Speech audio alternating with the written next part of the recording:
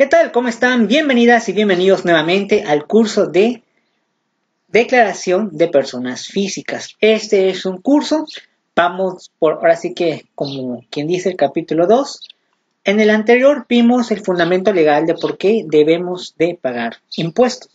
En esta ocasión vamos a reafirmar ese artículo y ver otros temas más nuevos. Primeramente, quiero agradecer a todas aquellas personas que están viendo esta información, este curso. Recuerden que el objetivo es hacer un repaso para aquellos que son estudiantes que les imparte la clase de forma presencial. Mucha información ya la tienen obviamente en clases, muchas preguntas se responden en clases y posteriormente aquí prácticamente es para repasar. Si eres una persona que a lo mejor está estudiando en la universidad, algunas materias relacionadas con impuestos te puede servir. Si eres público en general, te puede servir también, pero habrá temas que a lo mejor se omitan porque se dieron en clase. Otros se extenderán aquí mismo. Bueno, vamos a empezar. En la clase pasada vimos el artículo 31, fracción 4. Entonces lo que vamos a hacer ahorita nada más es verlo.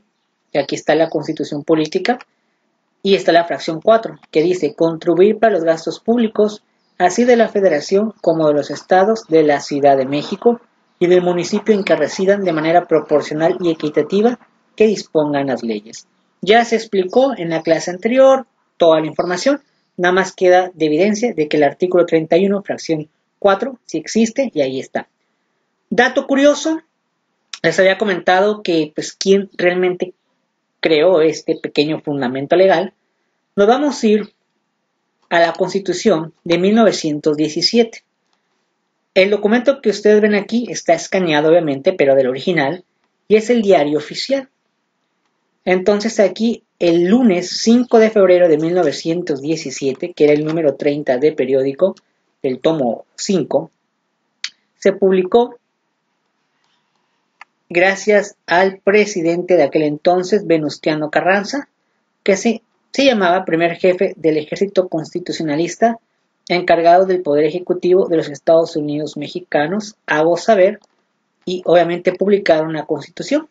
Esta Constitución de 1917 es la que nos rige actualmente. En total ha habido 4 constituciones. Entonces esta es la cuarta y es la que nos rige. Obviamente la de 1917, que fue la que publicaron el lunes 5 de febrero hasta la fecha, obviamente ha tenido muchas reformas en muchos artículos. Tan solo, por ejemplo, el artículo 3, fíjense lo que dice. La enseñanza es libre, pero será laica, la que se dé en los establecimientos oficiales de educación. Lo mismo que la enseñanza primaria, elemental y superior que se imparta en los establecimientos particulares.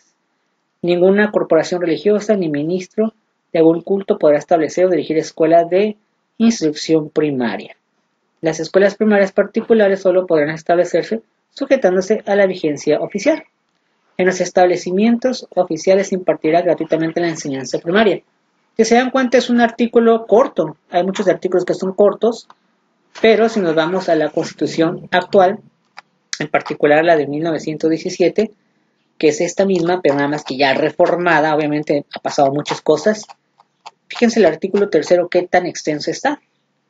Todo lo que tiene el artículo 3 está bastante extenso en la actualidad. Nada que ver con la de 1917. Es solamente como referencia. En la Constitución de 1917 nos vamos a ir a buscar el artículo 31, fracción 4, y vamos a ver si es lo mismo, si todavía era lo mismo. Entonces, aquí está el artículo 36, artículo 30, artículo 31, fracción 4. Dice nuevamente, contribuir para los gastos públicos, así de la Federación como del Estado y municipio en que residan de manera proporcional y equitativa que dispongan las leyes. En ese entonces, si se dan cuenta, no le pusieron Ciudad de México. Esa partecita fue lo único que lo omitieron. Entonces, ya se tenía que pagar impuestos. Como referencia, nada más, tenemos totalmente aquí la Constitución de 1857. En México ha habido 4. Conseguí la Constitución de 1857. No voy a hablar al 100% de la Constitución porque es un curso de declaraciones de personas físicas, Pero referente al tema del fundamento legal de pagar impuestos, pues ¿qué creen? Pues ya estaba desde el artículo de la Constitución de 1857. Esta Constitución de 1857, aquí viene, está completa con sus adiciones y reformas hasta el año de 1901. De 1857 a 1901 viene recopilado en este documento. Obviamente es un escaneado de la original. Así es que, aplausos por eso, ¿no? Obviamente hablar de la Constitución, pues es muchos temas. No lo he leído al 100% de la Constitución, pero hay cosas que cambiaron muchísimo la forma de pensar. Nada más que si les digo, no sé si la Constitución de 1824, que es la que antecede de 1857, venga esa parte de los impuestos. Por lo pronto no he podido conseguirla. Ya que la consiga, vamos a ver si ese artículo y ese fundamento todavía seguía o todavía existía, ¿no? Entonces podemos decir que el presidente Ignacio Comonfort es el responsable y los diputados y senadores de aquella época de que se tengan que pagar impuestos. Rápidamente vamos a irnos al artículo 31, fracción 4. Solamente un pequeño dato. Fíjense el artículo 3 de 1857. La enseñanza es libre. La ley determinará qué profesiones necesitan título para su ejercicio y con qué requisitos se deben expedir. El artículo 3, ese era antes, en 1857, nada que ver con lo de 1917 y la que ha sido hasta actual, nuestro artículo 3. Para mi punto de vista, qué bueno que ha habido cambios, pero en aquel entonces ahí te está diciendo, la enseñanza es libre. Quien quiere estudiar, bien, quien no, se fregó. Solamente que así te pone que hay ciertas licenciaturas que ocupaban título. No era obligatorio, entre comillas, estudiar. ¡Wow! Qué interesante está ese artículo. Vienen muchos artículos de la época de ahora. Por ejemplo, el 2 está bien cortito. El artículo 1 también está bien cortito. Y hoy en día esos artículos están bastante extensos. Pero nos vamos a ir a lo que nos lleva a este tema, que es el artículo 31, fracción 4. Pero creo que en esta época sí era otro, creo que era diferente nomás el artículo. Ya después en otra ocasión hablaremos de un curso, haremos un curso sobre la Constitución, porque está muy interesante todo lo que mencionan estos artículos, ¿no? Ok, en este entonces era el artículo 31, pero no era fracción 4, curiosamente no era la fracción 4, era la fracción número 2, y dice, contribuir para los gastos públicos, así de la Federación como del Estado y municipio en que residan de manera proporcional y equitativa que dispongan las leyes. Sigue siendo el mismo fundamento legal, solamente que antes era la fracción 2, ahora es el artículo 31, fracción 4, y bueno, por eso estamos obligados a pagar impuestos. No sé si en la Constitución de 1824 venga este dato también, sería curioso saber si viene, ¿no? Pero bueno, gracias a Ignacio Comonfort, podemos decir que él fue el responsable. Y pues aquí viene todo el artículo, toda la Constitución de aquella época, vienen algunas cosas muy interesantes, pero bueno, no es el tema ahora, entonces por eso no lo vamos a hablar. También viene sobre el presidente entraba en vigor el 1 de diciembre y duraba 4 años antes, al menos en esa época, y había reelección, está muy interesante. Por ahí un dato curioso rápidamente nada más, por dato curioso. Nosotros aquí en México, Estados Unidos mexicanos, mayor de 18 años significa que ya eres un adulto, ya eres ciudadano. Pero en esta época de 1857, aproximadamente antes de 1917, pues fíjense que no era así la cosa. Está muy curioso el dato, yo no lo sabía, pero bastante curioso. Aquí va a estar, un momento, aquí está. Fíjense, sección 4 de los ciudadanos mexicanos. Son ciudadanos de la República todos los que teniendo la calidad de mexicanos, es decir, nacido mexicano, reúnen además lo siguiente, haber cumplido 18 años siendo casados o 21 si no lo son. Y bueno, le agrega ahí tener un modo honesto de vivir, que esta de tener un modo honesto de vivir sigue actualmente en la Constitución de 1917 y haber cumplido 18 años. Lo de siendo casados y 21 eso no existe actualmente, pero qué curioso, ¿no? La Constitución de 1857, si tú ya te casabas a los 18 años o antes, ya eras adulto. O sea, ya te casaste, a los 18 eres adulto. No me casé, estoy soltero, entonces no eras adulto. 19 años no eras adulto, 20 no eras adulto, 21 años ya eres adulto. Qué cosas. Es muy curioso esto. Pero bueno, ahí está el fundamento. Y pues ahora sí que una porra para Ignacio Comonfort, que fue el que, podemos decir que él es el creador de los impuestos de alguna manera, él y los diputados y senadores de aquella época.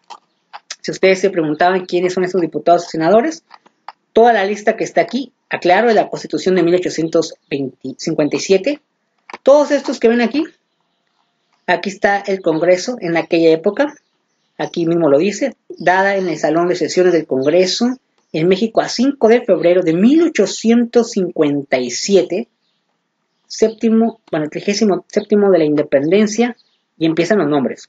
Valentín Gómez Farías, diputado por el Estado de Jalisco, la porra te saluda. León Guzmán, pues la porra te saluda, y así hay muchos que la porra lo va a saludar.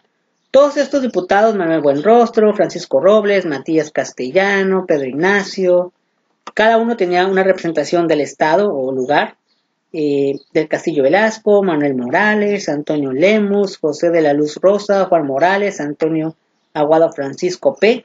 Montañez, para nombrecito que tenía ese tipo, Francisco Guerrero, Blas Carcel. Todos estos, gracias a ellos, eran diputados y senadores de aquella época, se les ocurrió ese fundamento legal. Entonces, ahí está el fundamento legal. Por eso. Ya después en la Constitución de 1824 ocupó investigarla y tenerla para decirles si sigue siendo el mismo párrafo, ¿no? A lo mejor ya era otra cosa. Entonces, ahora sí, empezamos ahora con saber, el curso es de personas físicas, no personas morales, pero ¿qué es una persona física? Si la declaración anual es de personas físicas, pues ¿quiénes son, no? Todo esto viene en el Código Civil, nos vamos a ir al Código Civil Federal, en el libro primero de las personas, título primero, de las personas físicas, artículo 22. Dice, la capacidad jurídica de las personas físicas se adquiere por el nacimiento y se pierde por la muerte. Pero desde el momento en que un individuo es concebido, entra bajo la protección de la ley y se le tiene por nacido para los efectos declarados en el presente código. Artículo 23. La minoría de edad, el estado de interdicción y demás incapacidades establecidas por la ley son restricciones a la personalidad jurídica que no deben menoscabar la dignidad de la persona ni atenta contra la integridad de la familia, pero los incapaces pueden ejercitar sus derechos o contraer obligaciones por medio de sus representantes. Artículo 24. El mayor de edad tiene la facultad de disponer libremente de su persona y de sus bienes, salvo las limitaciones que establece la ley. Entonces, si la declaración anual es de personas físicas, ¿qué es una persona física entonces en realidad? Simplemente una persona física, el término así literal, es la capacidad jurídica que adquieres en el momento en que naces y en el momento en que te mueres. Pero eso es como tal la persona física, nada más, la pura persona física. Pero para eso ocupas tener 18 años, que es lo que dicen en la Constitución de 1917, que es la que ya nos rige, que es la que aquí la tengo, aquí está. El artículo de los mexicanos dice que aquí en México es los 18 años. Entonces ya, si se van dando cuenta, vas teniendo diferentes requisitos. Desde que naces hasta los 17, eres una persona física, sí, porque eres un individuo. O sea, sí eres una persona física. Pero la autoridad no te reconoce como una persona física, vaya, como tal, porque todavía no se considera que tienen la forma de pensar o de tomar decisiones. Desde aquí, en el artículo 34 dice, son ciudadanos de la República los varones y mujeres que, deteniendo la calidad de mexicanos, reúnen además los siguientes requisitos: haber cumplido 18 años y tener un modo honesto de vivir. También menciona aquí que hay situaciones en las cuales las personas son físicas, tienen más de 18 años, pero por alguna razón no están bien mentalmente, están muy limitadas. Esas personas, a pesar de que tienen 18 años... ¿Qué tal? ¿Cómo están? Bienvenidas y bienvenidos nuevamente a Arte Financiero. A pesar de que tienen 18 años, estas personas no pueden tener, obviamente, esa posibilidad de tomar decisiones por sí solas. ¿Por qué? Porque tienen una enfermedad mental, porque a lo mejor tuvieron un accidente y ya no pueden pensar por sí mismas, entonces ya no son para la autoridad, no sirven, en pocas palabras, aunque de alguna manera es una persona física porque en el momento en que naces y te vas a morir, pues se considera persona física como tal, pero reconocida por la autoridad no lo eres.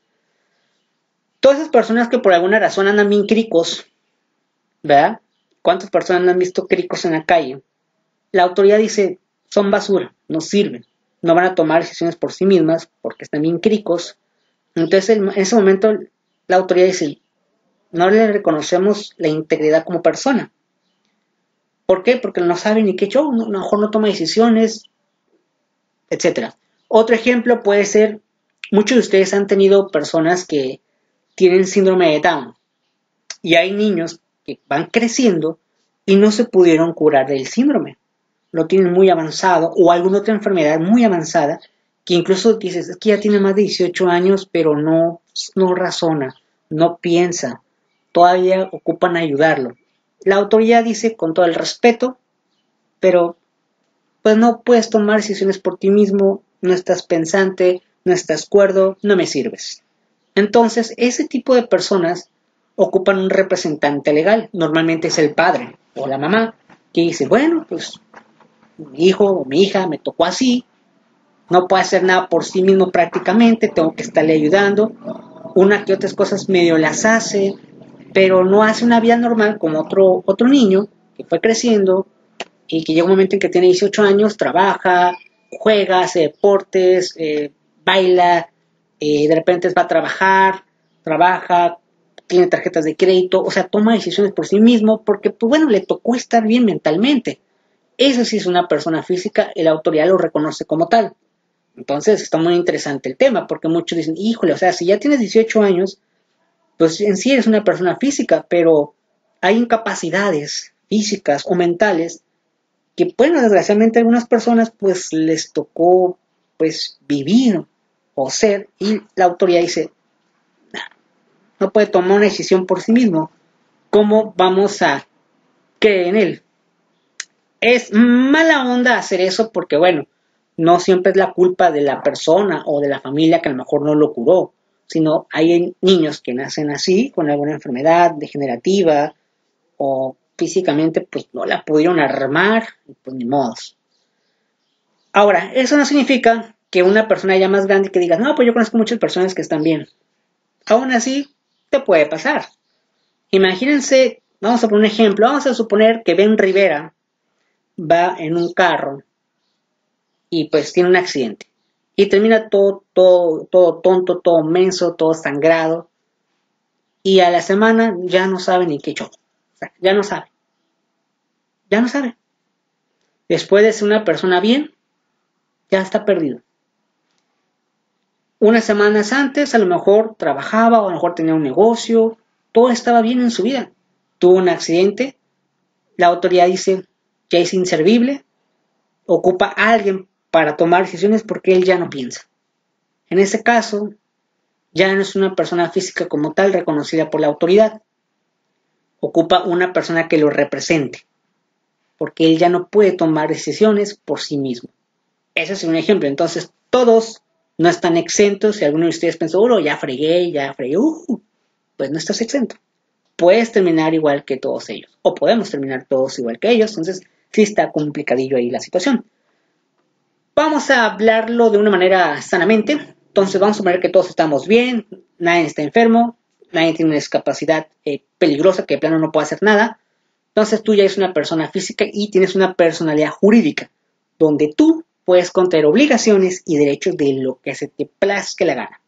Por eso, normalmente las tarjetas de crédito, préstamos, trabajo, pues es a partir de los 18 años. Por ahí alguno de ustedes dirá, no es cierto, yo tengo 15 y trabajo.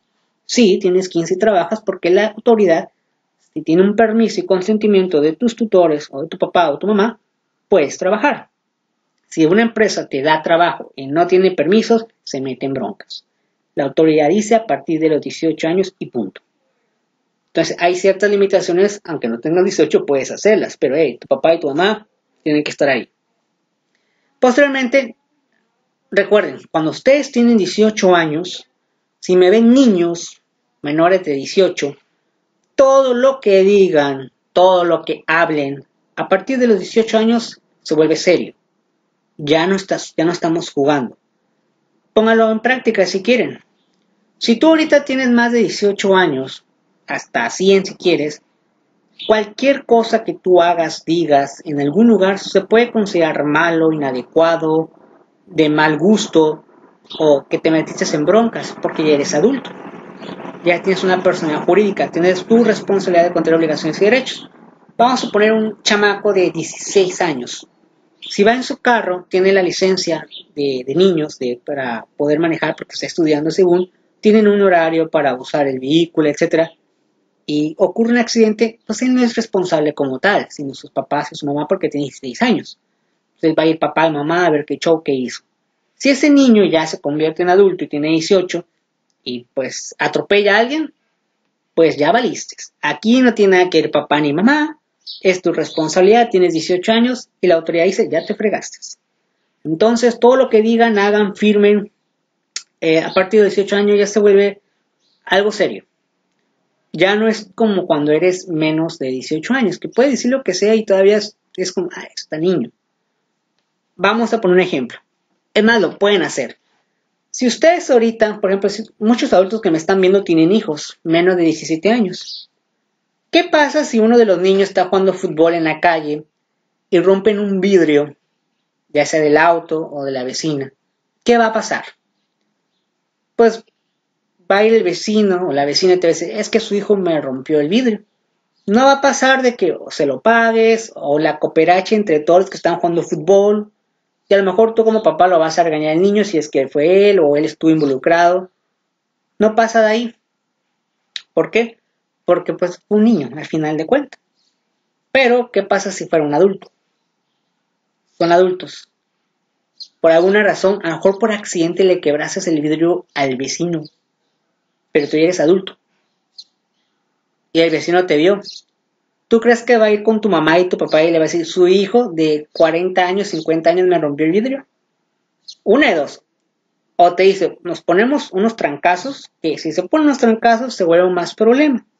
Porque los dos ya están adultos. Cualquier conflicto que hagan ya a los 18 años pueden ir hasta la cárcel. Entonces no les recomiendo que hagan conflicto. Si ya tienes 18 años, no te metas en líos. Yo sé que muchos dicen, no, pues me lo golpeo. Te metes en líos si golpeas a una persona. Peor si le sale sangre o le sale mole, como dice la chaviza. Te envuelves en un conflicto porque es una persona física y tu obligación y tu responsabilidad es tuya. Ya tienes 18 años. Por eso normalmente cuando son personas de 18 años les dicen a sus hijos, no te metas en líos porque ahora sí puedes valer.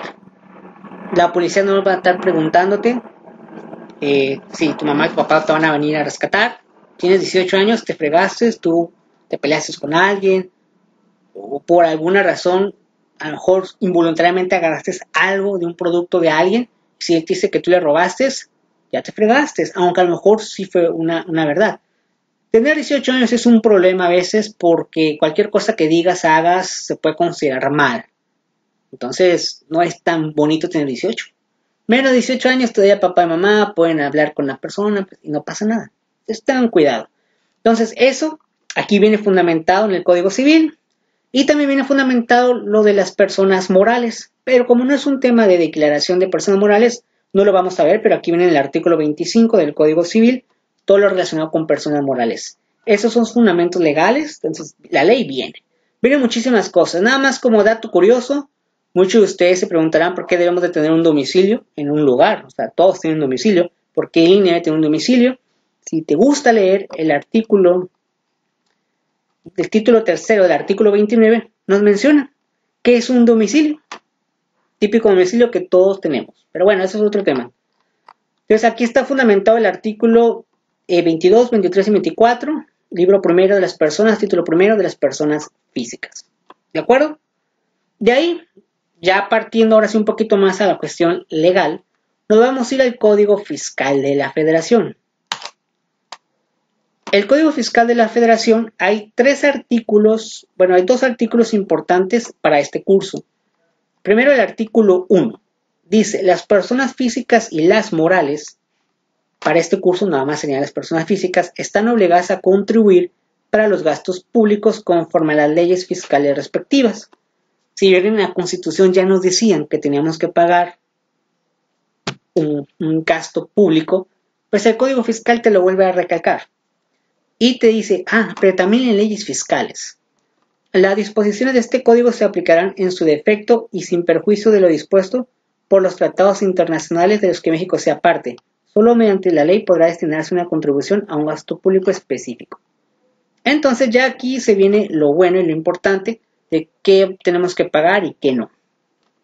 La Federación queda obligada a pagar contribuciones únicamente cuando las leyes lo señalen expresamente.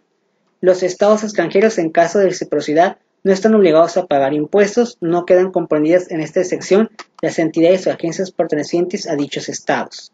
Las personas que de conformidad con las leyes fiscales no estén obligadas a pagar contribuciones, únicamente tendrán las otras obligaciones que establezcan en forma expresa las propias leyes. Entonces, en este artículo prácticamente nos dice, no importa si eres persona física o persona moral, si estás en el supuesto te va a tocar pagar impuestos. Y en el artículo 2 ya vemos la clasificación de impuestos. Ahora sí ya vemos un poquito más del tema. Vamos a ver el artículo 2 porque existen, una cosa es la clasificación de impuestos y otra es los tipos de impuestos. Vamos a ver la clasificación y lo vamos a explicar. Artículo 2 del Código Fiscal de la Federación. Las contribuciones se clasifican en impuestos, que es la más conocida. Impuestos igual a impuestos. Aportaciones de seguridad social, contribuciones de mejora y derechos, las que se definen de la siguiente manera. Esta es la clasificación de impuestos. Todos, en su mayoría, de una u otra manera, pagamos esto que acabamos de decir. Primero, impuestos.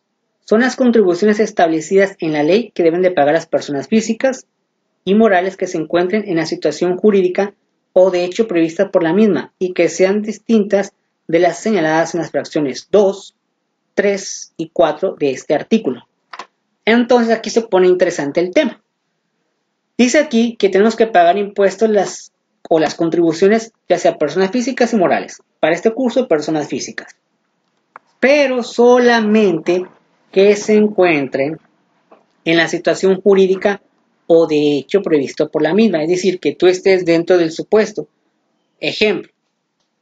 Si tú eres una persona que trabajas para un patrón y el patrón hace tu declaración, por ejemplo, esto es lo que tienes que hacer. No pasa nada. Ya, es todo lo que vas a pagar. Lo que el patrón haya determinado se lo va a dar a la autoridad. Punto, se acabó. Pero si tú estás en el supuesto a lo mejor de que tú a lo mejor tienes un negocio y luego tienes otro y luego tienes otro, pues obviamente tú vas a pagar más impuesto que el que está trabajando nomás para un patrón. Por eso dice en situación jurídica o de hecho. Ahora, habrá unas personas que no estén en ninguna. ¿Cómo puede ser un ejemplo? Un ejemplo puede ser los ninis. Por ejemplo, los ninis ya son mayores de 18 años, tienen responsabilidades de acuerdo a la ley, ya son personas mayores de 18 años. Están bien sanamente, todo bien, ya no ocupan tutores, ni siquiera ocupan a mamá y a papá, pero por alguna razón están en casa haciendo nada. Ellos de alguna manera pues sí, no están obligados como tal a presentar alguna declaración o pagar impuestos, pues no, ni siquiera tienen negocio, o sea, nomás están ahí pues tirando, como dice la chaviza, están tirando barra y nada más. En esos casos, pues como no está en ninguna situación jurídica o de hecho, pues no paga impuestos. Entre comillas, ¿no? Porque a lo mejor el papá le dice, ¿sabes qué? Vamos a arreglar la casa, por así decirlo, y vamos a ir a una ferretería o vamos a comprar pintura. En lo que yo cargo las cosas, paga, ¿no? Y ahí le da el dinero al hijo, ¿no? A lo mejor el hijo tiene 30 años, no trabaja, no estudia nada, y pues está pagando. En el momento en que paga IVA. Ya pagó un impuesto. Y eso que no está registrado ante nada. Pero ese es un tipo de impuesto el cual no es necesariamente ocupas estar registrado. Pero ya pagó. Y es nini. Es un ejemplo.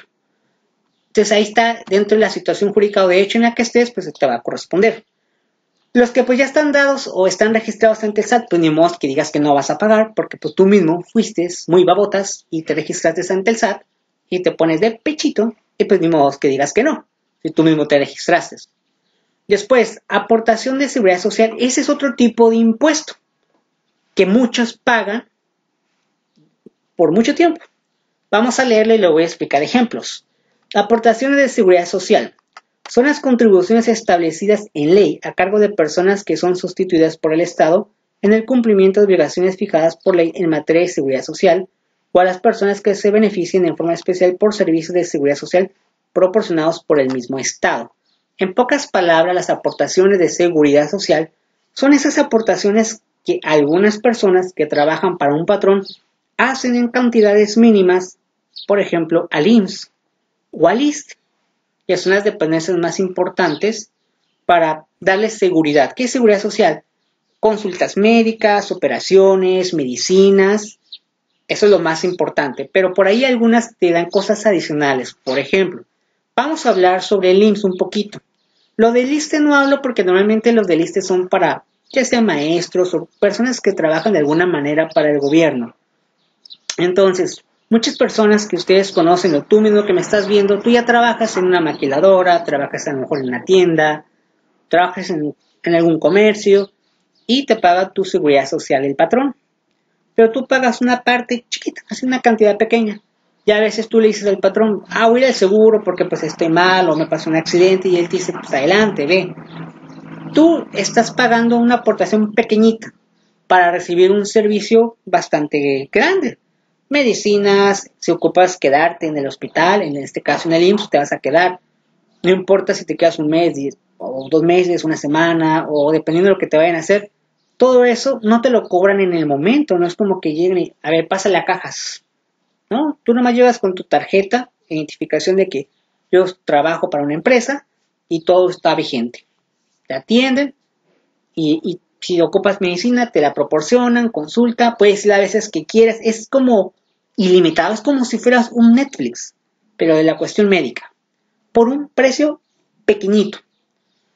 Obviamente, pues siempre vas a estar pagando por años, y al final pasa el tiempo y ese dinero se te va a volver a regresar en pensiones, ¿no?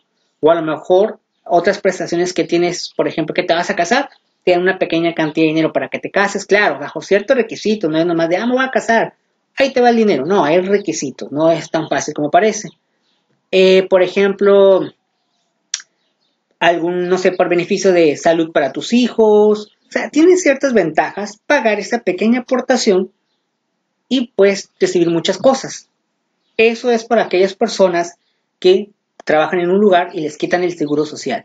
Por eso, de alguna manera, creo yo que sí es importante pagar un seguro social, porque uno nunca sabe si realmente te pueda pasar algo. Porque si no tuvieras el seguro social, ¿qué va a pasar? Pues tendrías que ir con el doctor Simi, o tener que ir a una particular, donde te va a cobrar el particular bastante caro, una consulta 800, 900 pesos, más medicinas, y si te tienes que quedar, ellos te van a cobrar muchísimo. Y dices tú, es cuando dices tú, híjole, es demasiado dinero, posiblemente no lo tenga. Entonces, tiene su ventaja, yo creo, tener el seguro social. Sí hay gente que dice que le pesa, le da hueva estar pagando una cantidad mínima, porque dice, es que yo nunca lo uso, nunca voy, prefiero ir a una particular. Ya decisión tuya, si lo usas, si lo tienes, está mejor, ¿no?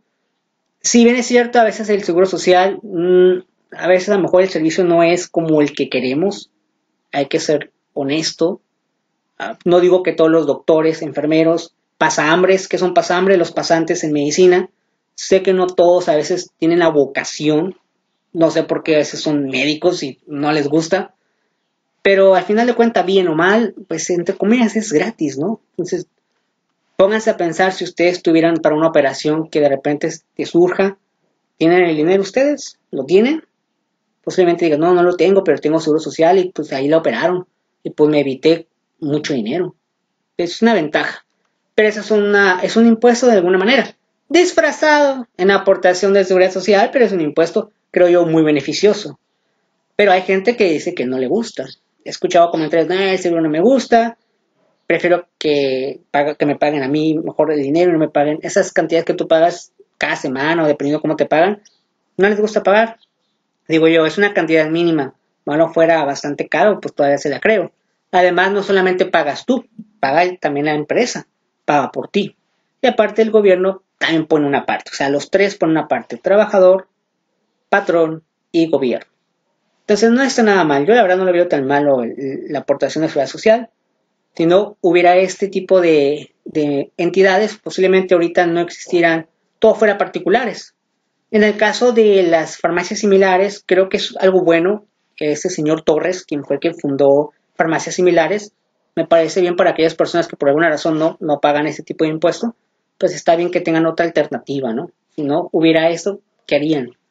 Consultas bastante caras en hospitales, que dices tú, oye, pues nomás vine por esto, soy médico en mi hospital particular, si no vete al IMSS, ¿no? Ya ahí depende de cada quien. Después, la fracción número 3 del artículo 2 del Código Fiscal de la Federación dice contribuciones de mejora. Son las establecidas en ley a cargo de personas físicas y morales que se beneficien de manera directa por obras públicas. ¿Qué es esto de obras públicas? Todos nosotros de alguna u otra manera pagamos ciertos impuestos que se benefician en carretera, a lo mejor en construcciones, en puentes, todo ese tipo de situaciones, de edificaciones. A lo mejor muchas personas dirán, pero pues yo ni siquiera voy ahí. Ejemplo, vamos a suponer, no importa en qué lugar vivas tú de la República Mexicana, de repente dices, quiero ir de vacaciones, ya sea al sur, al centro del país o al norte. Agarras tu carro y te vas. Tienes dos opciones, irte por la libre. ¿Qué significa la carretera libre? Significa que no hay ningún tipo de pago de cuota.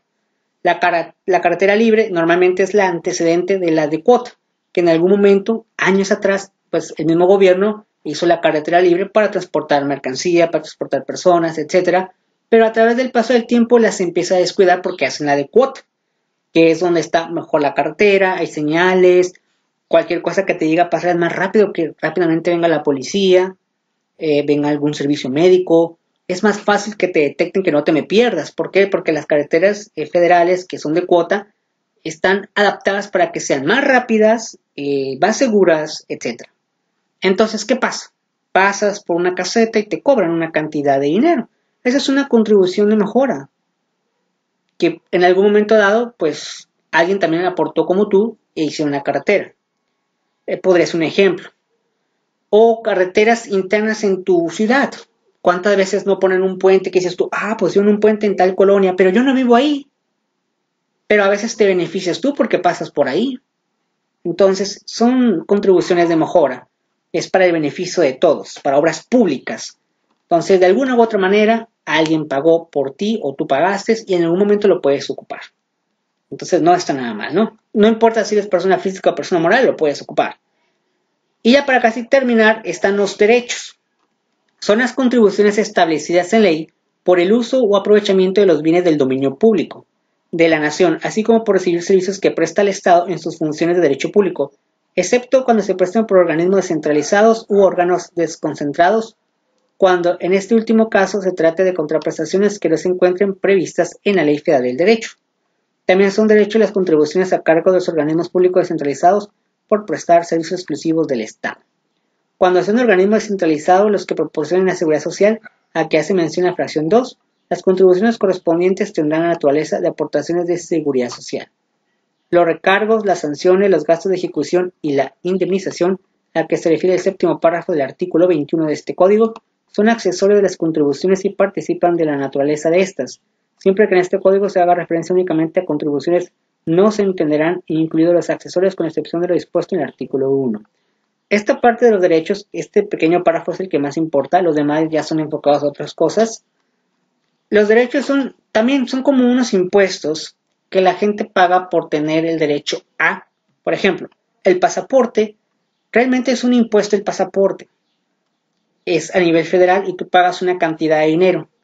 ¿Qué hacen con ese dinero? Bueno, cuenta todo el pasaporte, todo lo que ves en el pasaporte, pero es como una autorización que el país te da para que tú te salgas del territorio nacional. Otro ejemplo puede ser ciertos museos, actas de nacimiento, esos son derechos que uno tiene que pagar, ¿no? Es un beneficio. Entonces, si se dan cuenta, aquí hay 4 clasificaciones de impuestos. Obviamente la clasificación número 1 es la que está más terrible, podemos decirlo así, porque hay muchos impuestos. Ahorita no estamos viendo cuántos impuestos hay, pero realmente la fracción 1 es donde hay muchísimos impuestos, es la que más recauda dinero. Luego está la deportación de seguridad social, contribuciones de mejora y los derechos, que casi los derechos no es como que la gente choque con los derechos, más bien chocan con los de impuestos. Entonces, pues aquí está la clasificación. Artículo 2, Código Fiscal de la Federación, y en el artículo 1, nos los vuelve a recalcar. Personas físicas y morales están obligados a pagar impuestos. Entonces, hasta aquí llevamos otra parte del curso. Y ya en el siguiente información vamos a ver ahora sí los tipos de impuestos.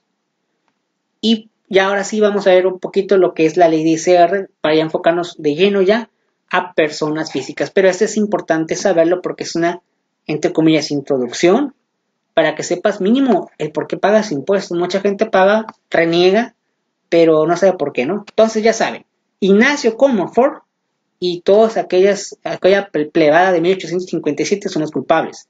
Si en la Constitución de 1824 ese parrafito, artículo 31, fracción 4, no viene o viene otra cosa, entonces los culpables son Ignacio Comonfort. Él es el presidente que tuvo la culpa. Y todos los diputados y senadores de aquella época, desgraciadamente no los podemos reclamar, ya no existen, pero bueno, gracias a ellos pagan impuestos. Bueno, pues hasta aquí vamos a dejar el curso. Espero que les haya gustado el curso. Estuvo bien chévere el curso. En los ejemplos, aquí lo relevante es personas físicas, ¿qué es? Personas morales, no lo vimos porque no era el enfoque. Personas físicas, fundamento legal y el Código Fiscal de la Federación, la clasificación de impuestos. Para el siguiente vamos a ver los tipos de impuestos y la ley de ICR. Es lo que vamos a ver para la siguiente. Bueno, hasta aquí vamos a dejar el curso. Espero que les sirva y pues vean el curso, les puede servir. Recuerden toda la información. Si les interesa la información, pónganle pause y anotarlo. Aquellos que normalmente están en clase, mucha información, pues yo se los proporciono. Y pues hasta aquí lo vamos a dejar. Muchísimas gracias y nos vemos. Y recuerden, es como un repaso. Si tú estás estudiando en la universidad, la preparatoria y estás en materias de legislación fiscal o impuestos 1 o curso de declaraciones, puedes repasar aquí. También lo que hizo tu maestro, igual puede ser bueno, ¿no? Muchísimas gracias y nos vemos hasta la próxima. Hasta luego.